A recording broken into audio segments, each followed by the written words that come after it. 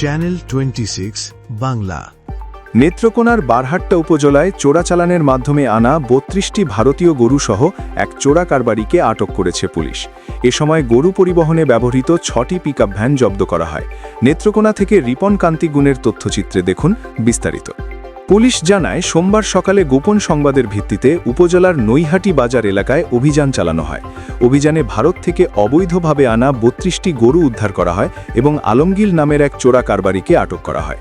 জানা গেছে, নৈহাটি বাজারে প্রতি সপ্তাহে সোমবার গরুর হাট বসে। এ হাটে বিভিন্ন এলাকা থেকে বিপুল সংখ্যক গরু কেনাবেচা হয়।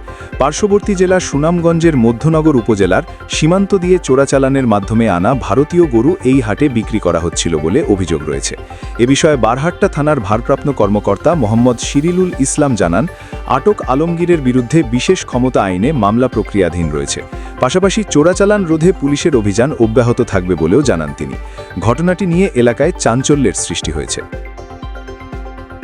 আইনশৃঙ্খলাটা সহনীয় পর্যায়ে রাখার জন্য আমাদের পুলিশের, আপনারা জানেন, বিশেষ অভিযান, টহল এবং চেকপোস্ট বিভিন্ন জায়গায় এট এ টাইম সারা বাংলাদেশে একযোগে আমরা চেকপোস্ট শুরু করি। সীমান্তবর্তী এলাকার দুইটা রুট আছে আমাদের, একটা হচ্ছে ধর্মপাশা হয়ে আমাদের বারহাট্টার দিকে আসছে, আর একটা কলমাকান্দা ফকিরের বাজার হয়ে আপনার যে ফাঁড়ি হয়ে ওই রুটটা দিয়ে আমাদের সদর থানার যে কানেক্টিং রুট, এই দুইটা রুটে আমরা মূলত চোরাচালানটা বন্ধ করার জন্য আমরা গভীর রাত্রে আমরা চেকপোস্ট শুরু করি। গতকাল রাতে আমরা ধর্মপাশা প্লাস মধ্যনগরের যে রোডটা, আমাদের যে সীমান্তবর্তী ইন্ডিয়ার থেকে গরু বা বিভিন্ন চোরাচালানের বিষয়াদি রোধ করার জন্য আমরা বিশেষ অভিযানের হিসাবে ওখানে চেকপোস্ট, আকস্মিক একটা নির্দিষ্ট জায়গায় চেকপোস্ট শুরু করলে গভীর রাতে তারা এই পিকআপ ভরে গরু আসতেছে। তো আমরা চিন্তা করলাম যে এই রাতে, এত রাতের বেলা গরু আসবে কোথা থেকে? তখন তাদেরকে চ্যালেঞ্জ করলে তারা এই গরুর সম্ভাব্য সন্তোষজনক জবাব দিতে নেই।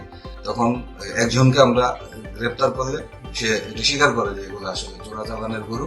৩২টা গরু আর ব্যবহৃত গাড়ি আমরা জব্দ করতে সক্ষম হই এবং চোরা কারবারি একজন ব্যক্তি, যিনি আর কি গরুগুলা ওখান থেকে ইন্ডিয়ান থেকে পাচার করে নিয়ে আসছে। তো তারা হচ্ছে আন্তজেলা চোরা কারবারি, তাদের একটা সিন্ডিকেটের মাধ্যমে বিভিন্ন সীমান্তবর্তী এলাকা দিয়া কর ফাঁকি, ট্যাক্স ফাঁকি দিয়ে বাংলাদেশে এগুলো প্রবেশ করে। তা আমরা ৩২টা গরু আমরা জব্দ করতে সক্ষম হই। এখন তাদের পুরা সিন্ডিকেটের বিরুদ্ধে আমাদের আইনি প্রক্রিয়া, বিশেষ ক্ষমতা আইন, যেটা চোরাচালানের মামলা রুজু প্রক্রিয়া দেয়। চ্যানেল 26 বাংলা।